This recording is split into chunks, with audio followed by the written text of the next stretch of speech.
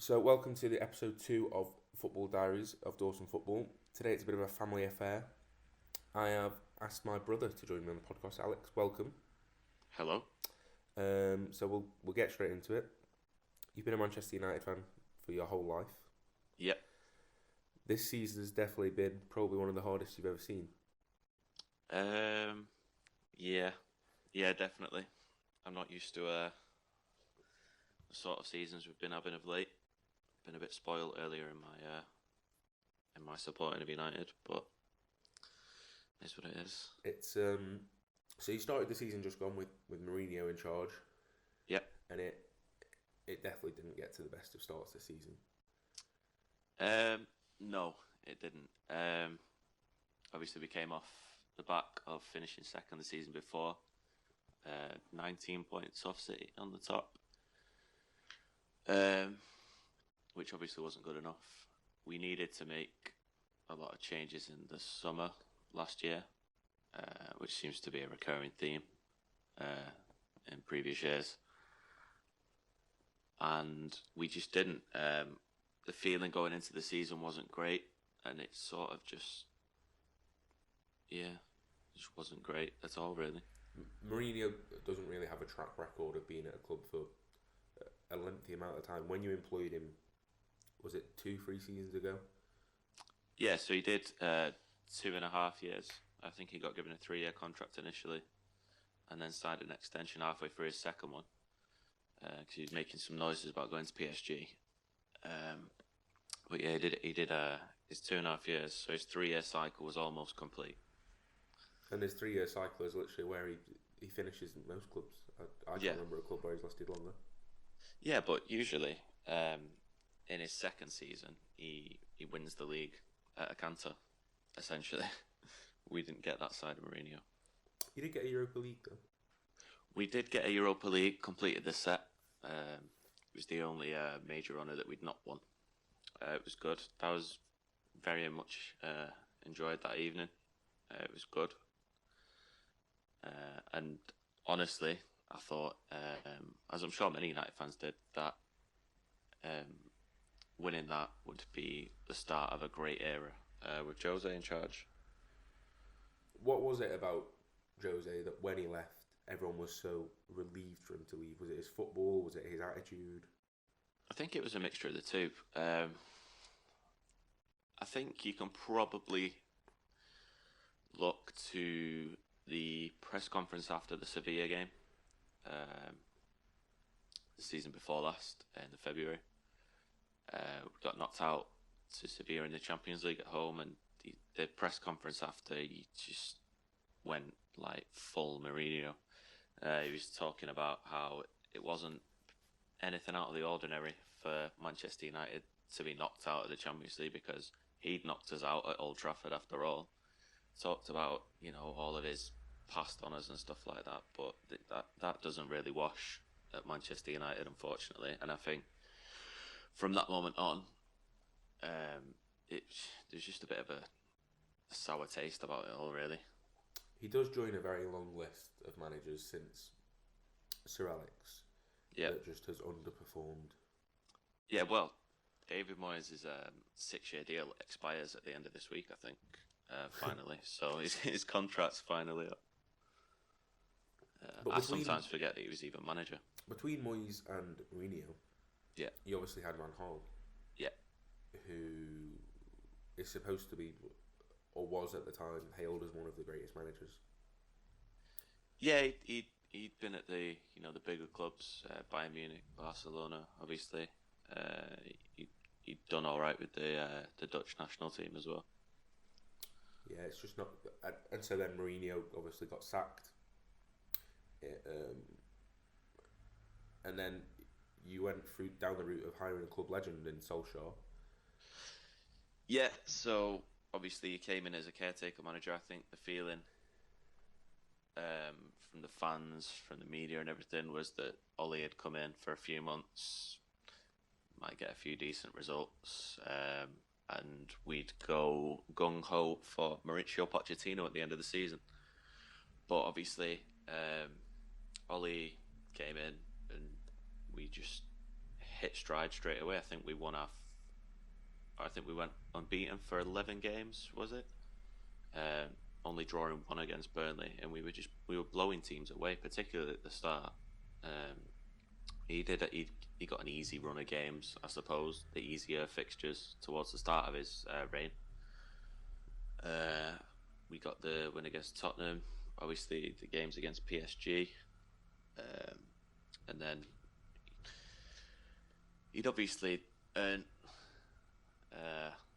his opportunity essentially. So the club decided to give him the position full time, and that is where the second half of our season seemed to fall apart. I'm going to try and keep this chat as optimistic as possible, but you know, yeah, I don't know what it was about the second half of Ollie's reign last season, but I don't know if the players were tired. That seems to be something that's going around a lot with the change in the style of football. That maybe it was too much for the players. Maybe they weren't fit enough at the time. But the footballers are athletes. Yeah, you're at the, if not the biggest, probably the second biggest club in the world.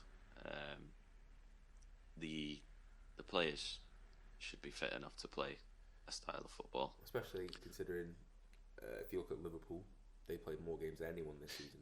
Yeah, well, Liverpool had a similar sort of thing. When Klopp came in, they struggled to adapt to his game because it's a very taxing system that he plays on the press. You need to be very fit to play that, and it's not too dissimilar to the way that Ollie started playing at the start of his reign. So maybe there is something in that. I don't know. But in a lot of the games in the second half of Ollie's reign last season, the application of some of the players and the performances, they just weren't good enough, really. And I think he realised how big the job was to rebuild the club. When he did come in, he reinvigorated Paul Pogba and Romelu Lukaku, but still couldn't get anything out of Alexis Sanchez.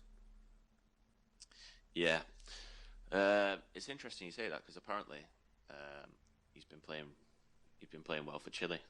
I've not seen anything. The Paul Pogba thing, it's a difficult one because he was brought in as this messiah who was going to drag us back to the top of the Premier League and Europe and all of that carry on. And I think he's been given a lot of unfair stick. I think people were expecting him to be a midfielder that he's not, to some extent. He's never going to be the guy winning the ball back constantly.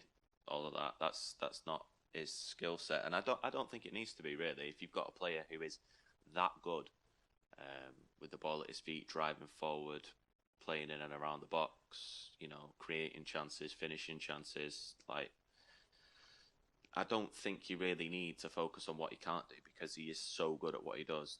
The issue with Pogba is obviously sometimes his application or his perceived application of his skill set isn't really good enough. You do see him, jogging around the pitch sometimes if he loses the ball, that sort of thing. But yeah, he got the freer role under Ollie, and he was just unplayable for a short period. Lukaku played 16 games under Solskjaer. Yeah. Got 9 goals. Yeah, so it's a funny one, really, because obviously Ollie started with Marcus up front, Rashford, on his own. And it looked like Lukaku was going to be a bit of a bit part player, but then obviously as the results started to slow a little and we got a few injuries, Lukaku came back into the team and he scored some important goals. He scored 2 in the PSG away, in the away leg. And yeah, I think he scored 2 the weekend before as well, against, was it Southampton? And yeah, he just seemed to pick goals up despite the fact that everyone seemed to be saying that he wasn't going to be Ollie's player. Will you be disappointed if Lukaku leaves? See, the issue with a player like Lukaku leaving or Pogba leaving is that before anyone left the club this summer, we probably needed to bring in 5 players. Obviously, need a right back. Ashley Young, just don't get me started on Ashley Young at right back. We need a centre half. We need 2 midfielders, one to replace Matic and someone to replace Herrera. And we definitely need someone to play on the right hand side. So then, if you've got Lukaku leaving as well, you're thinking you need another striker in, because I love Marcus Rashford to bits, but you can't be relying on him to score 25 goals across all competitions just yet. Maybe he'll get there one day, but right now he's not quite there. And again, the Paul Pogba thing as well. I just don't know how you replace a player like that, and I'm not entirely sure that I trust this board with the Pogba money, to be honest. You also signed Alexis Sanchez. Yeah. Who, I don't think I'm exaggerating when I say has been one of the most disappointing signings ever seen in Manchester United shirt. No, definitely. Well, you look a couple of years ago, Van Gaal's first season when we signed Di Maria and Falcao. Di Maria had a couple of good games when he first came in. I remember the game especially against Leicester, which wasn't the greatest game, really. I think we drew it in the end, but he scored that great goal, and he just looked like he might have been a class above, and it looked pretty good, but then it all fell apart quite quickly. I think his house got broken into, and he just fell apart. He decided he didn't like life in Manchester. I'm not entirely even convinced that we were his first choice. I think he wanted to go to Paris, but Madrid didn't seem keen on letting him go there. And Falcao, I was expecting the world when Falcao came. Yeah. You know, this forward who'd scored so many goals everywhere, but obviously he'd had a bad injury. So Sanchez probably edges it, but with the big profile players coming in over the past few years, we've had a few stinkers, but Sanchez seems to take the biscuit on this one. Yeah, he carried Arsenal for so long, and then came to you. And has he scored? Yeah, he's not many. It's less than 10. I can't remember off the top of my head, but it really isn't a lot. It might be as little as 4 or 5. He's really not set the world alight at all. It astounds me that a player who had such great skill, such great, just everything about him was great at Arsenal, that he can stay in the same league, just go to a different club and just underperform.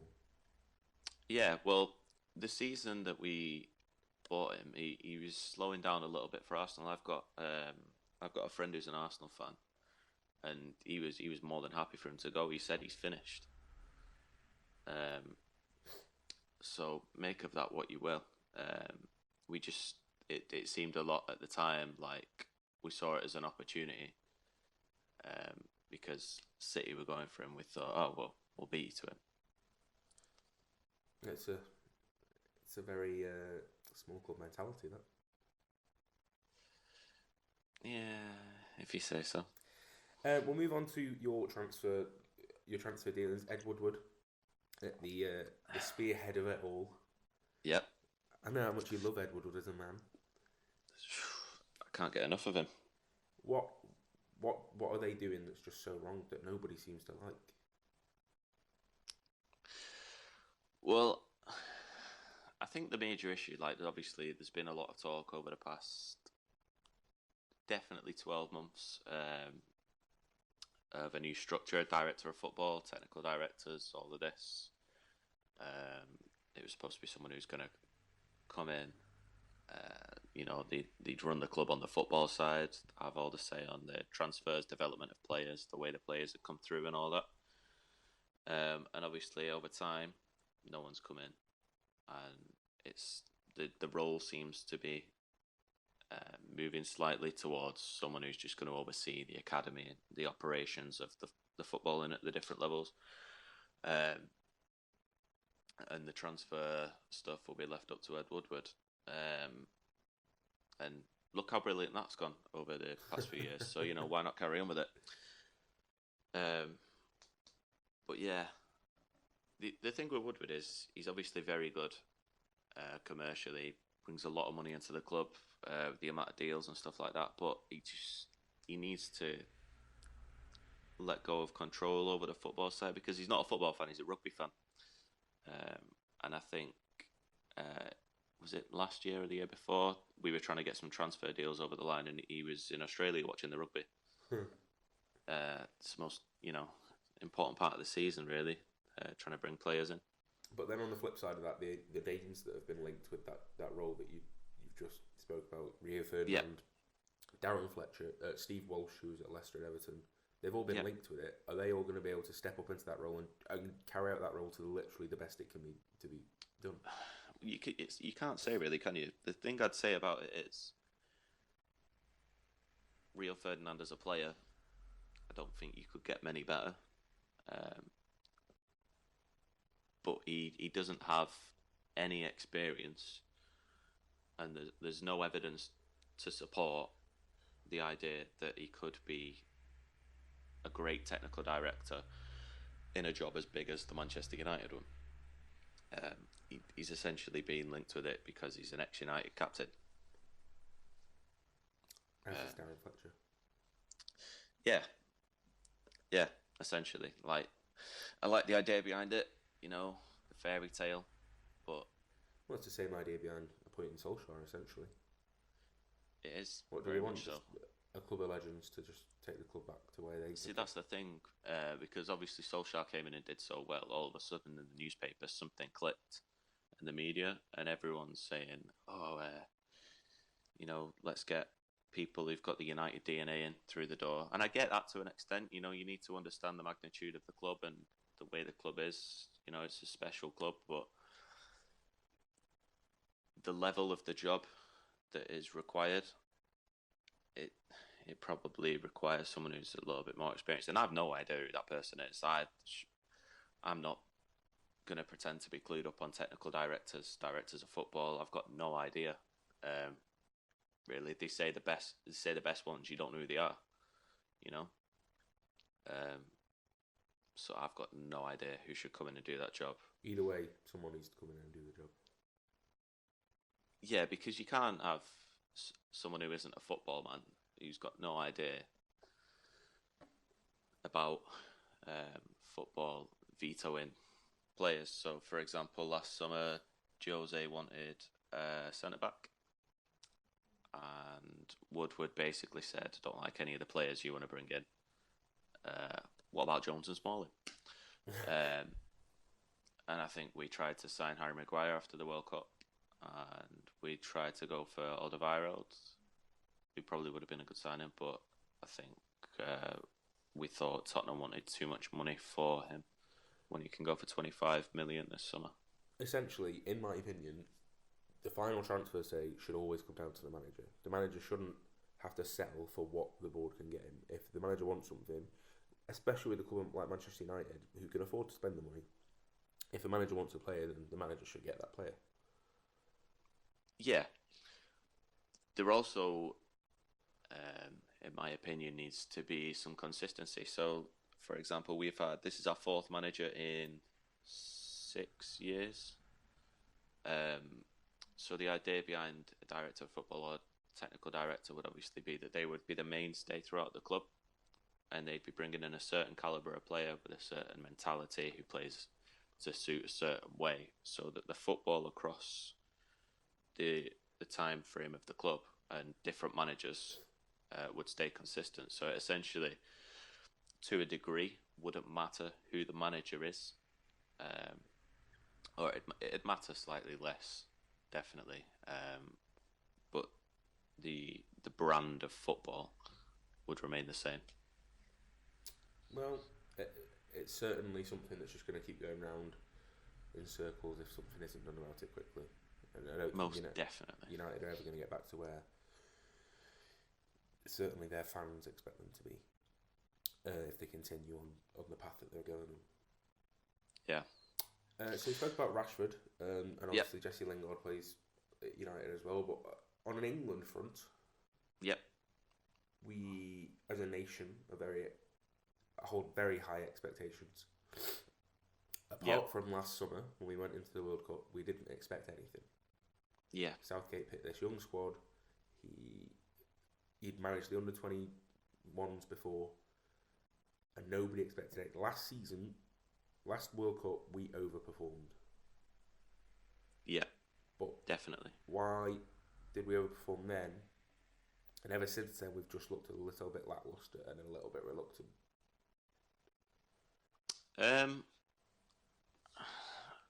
I don't know. Maybe perhaps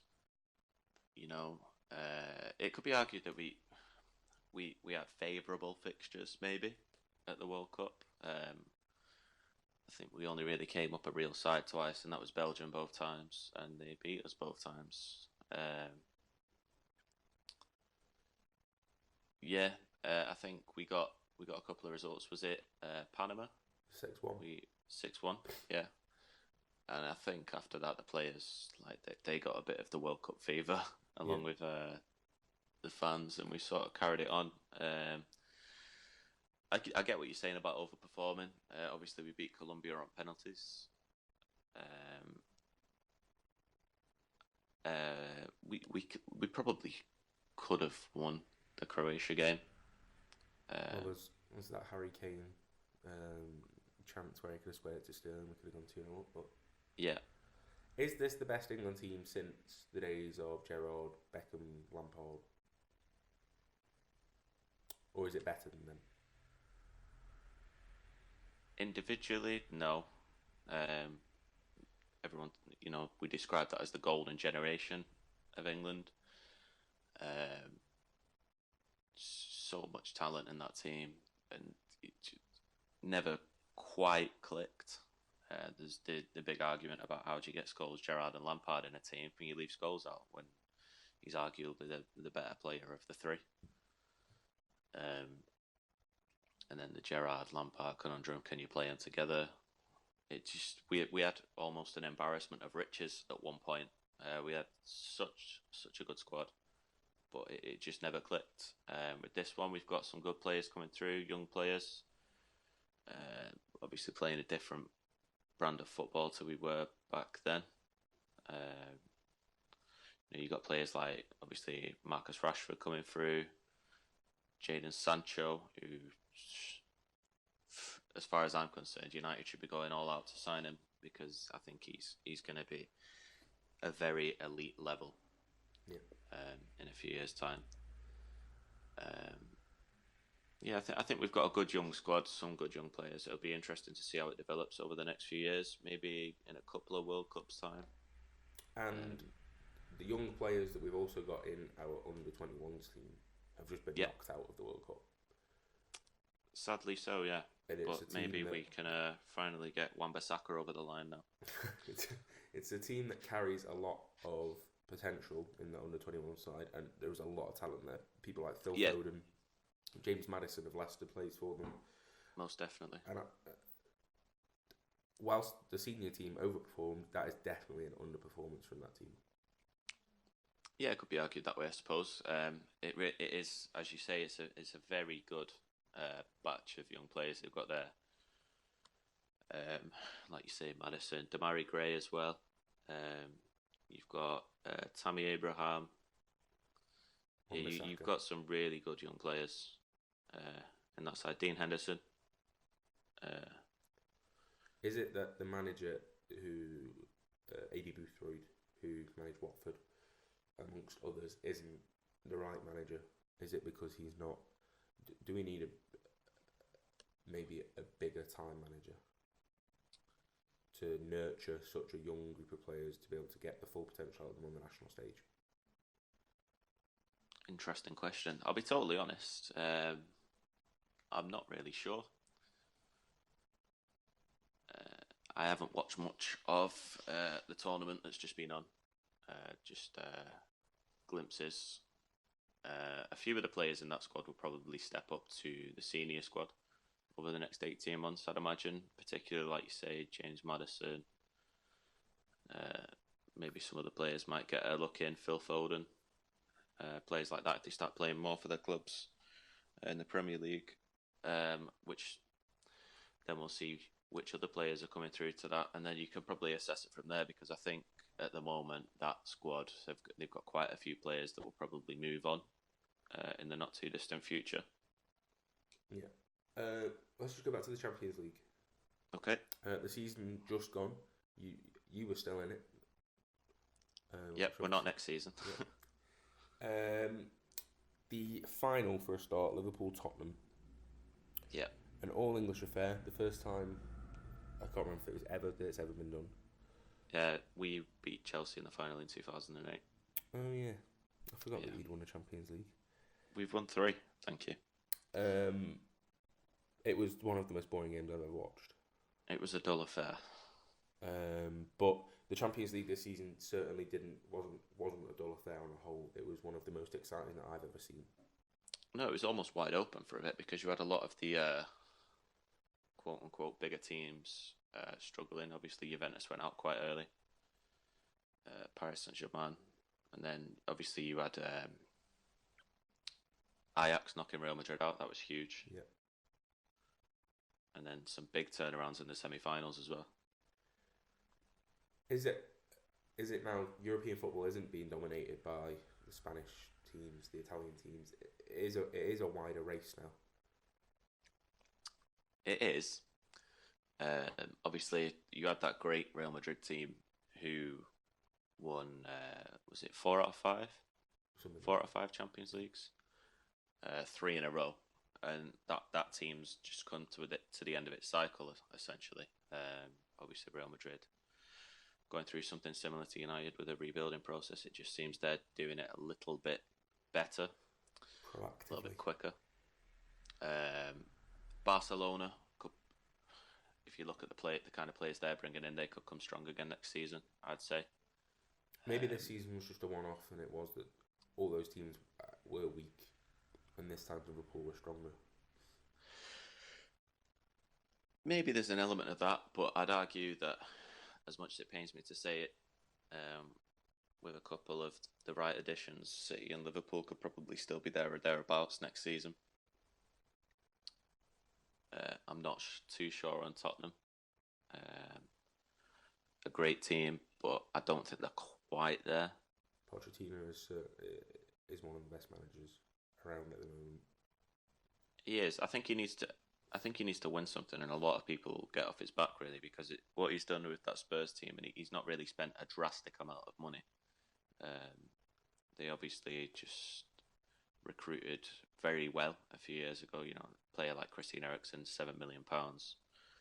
He's got a very good squad there. But yeah, he gets a lot of stick because he's not won anything. But I think what he's done at Tottenham, sort of, that it's not quite as relevant. Yeah, and he did get them to a Champions League final, having not spent any money in 18 months. Yeah, exactly. And the last player he did sign scored the winner in the semi-final to put them into the final. Lucas Moura. Yeah, so it was fantastic. We'll move on to your all-time 11. I know that you heard Dan's. Yeah, I did. I hope John Carew isn't in your strikers. I can take him out if you want me to. Well, yeah. So, hit me. Okay, so mine's a little bit different in that it's got 7 players from the 2008 Man United team. When I was drawing it together, I sort of went for my 11 favourite players, and a lot of them just happened to be from the same Manchester United team. So I apologise in advance. Okay, so I've gone for Edwin van der Sar between the sticks. He's a very good player for us over a short period of time. He was kind of like the final piece of that team. Came in quite late in his career, but you know, he won a few league titles and a Champions League, and he saved the penalty. At right back, I've gone for Philip Lahm. I won't lie, when you said Philip, I thought you were going to say Neville. No. It was a toss-up between him and Ashley Young. But I think Lahm just edged it in this one. Right. Very good player. Okay, so I've gone for Rio Ferdinand and Nemanja Vidic. Yep. In the middle, great centre-back pairing. Unbeatable at times. Yeah, set records for clean sheets, most minutes without a goal conceded. Um, yeah, left back. This was a tough one. Obviously, as a Man United fan, I wanted to go for maybe Patrice Evra, one of the other great left backs we've had. But I decided to take my Man United shades off, and I've gone for Ashley Cole because I think he was incredible in his time at Chelsea. Okay. Probably just shades it. Okay, so I've gone for 4 across the midfield. On the right hand side, big hero of mine when I was growing up, and potentially slightly underrated, David Beckham. Yeah, so it's a constant so far in yours and Dan's. Yep. The 2 in midfield, I was thinking about putting Xabi Alonso in, but I went for Paul Scholes, obviously, and his partner, Michael Carrick. And I think people need to put a bit more respect on Michael Carrick's name. I don't think he got enough recognition, particularly by England. I think if he was Spanish, it'd be a different story. I don't. On the left-hand side, I've gone for Cristiano Ronaldo. That's an obvious one. Obviously. And then I've gone for 2 strikers. One playing just off.